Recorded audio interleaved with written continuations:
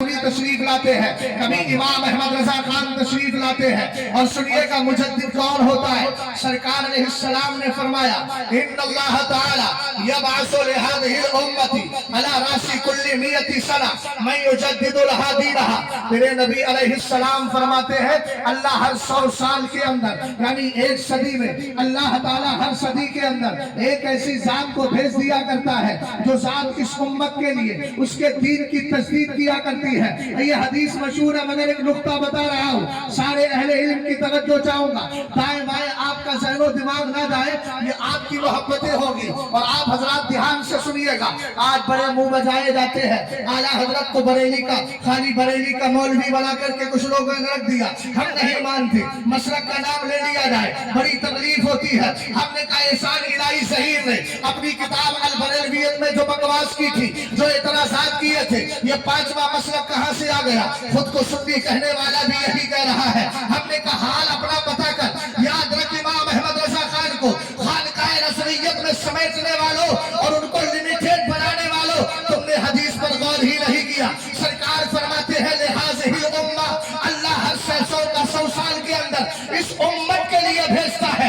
امت میں قادری بھی ہے، امت میں چشتی بھی ہے، امت میں سہروردی بھی ہے، امت میں نقشبندی بھی ہے۔ قادری کے اندر جتنی شاخیں نکلتی ہے، چاہے وہ اشرفی ہو، چاہے وہ حسنی ہو، چاہے وہ اسی طریقے سے قادری ہو، اور بھی جتنے سلاسل پائے جاتے ہیں، کوئی یہ نہیں کہہ سکتا کہ مجھے امام احمد رضا خان کی ضرورت نہیں۔ ہم کہتے ہیں ضرورت ہے، اس لیے کہ سرکار نے فرمایا اللہ ہر 100 سال کے اندر اس امت کے لیے بھیجتا ہے، اور امت میں سارے پائے جاتے ہیں۔ اس لیے امام احمد رضا خان کسی خانقاہ میں لمیٹیڈ نہیں ہے، اس میں محدود نہیں ہے، جہاں جہاں سنی پائے جاتے ہیں اعلیٰ حضرت سب کے مجدد ہیں۔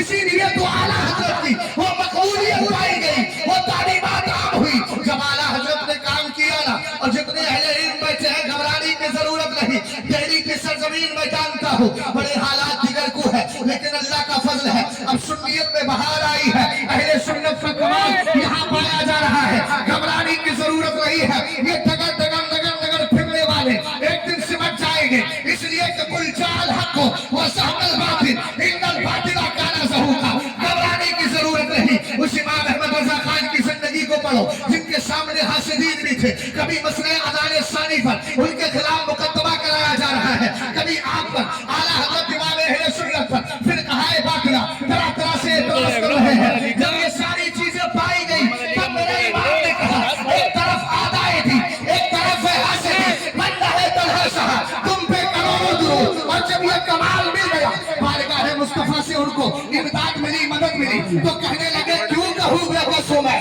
کیوں کہوں بے بس ہوں میں، تم ہمیں تم پر فدا، تم پہ کروڑوں درود۔ اور کہا تھا نا کام کو لے لیجئے، تم کو جو راضی کرے۔ اعلیٰ حضرت نے کیا، کہا فوراً نبی کی بارگاہ میں دعا قبول ہوئی، کتابیں لکھتے چلے گئے، اور یہ ساری کتابوں نے عقائد اہل سنت کی حفاظت کی، پھر کہائے باطلہ سے بچایا، پتیروں کو اسلام کے قریب کیا۔ پھر زمانے نے دیکھا جہاں جاؤ وہاں اعلیٰ حضرت، جہاں جاؤ وہاں اعلیٰ حضرت، جہاں جاؤ وہاں اعلیٰ حضرت۔ تب سنیوں نے یہ نعرہ لگایا وادی رضا کی، کوہ ہمالیہ